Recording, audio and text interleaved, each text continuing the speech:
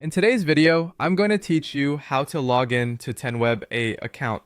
By the end, you'll know exactly where to go, what to click, and how to choose the sign-in option that works best for you so you can get to your dashboard without any confusion.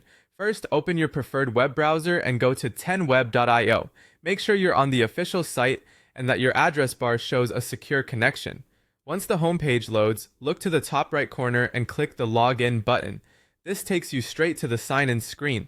On the login page, you have two straightforward choices. If you prefer using your email and password, click into the email field and type the address you used when you created your account. Then enter your password. Take a moment to double check for common mistakes like extra spaces, the wrong keyboard language, or caps lock affecting your password. When everything looks correct, click the login button to proceed. Be sure to keep your credentials private and avoid signing in on shared devices unless you trust the environment. If you'd rather sign in with your Google account, click continue with Google. A small window may open asking you to pick an account. Select the Google account that's linked to your 10web profile and confirm any prompts that appear. If you use multiple browser profiles or several Google accounts, verify you're choosing the one connected to 10web to avoid getting stuck on the login screen. After a successful login, you'll be redirected to your 10web dashboard.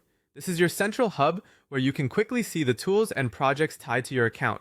From here, you can build AI websites to jumpstart new projects with automated layouts and content, manage hosting to keep your sites fast and reliable, and edit WordPress sites with the controls and settings you already know.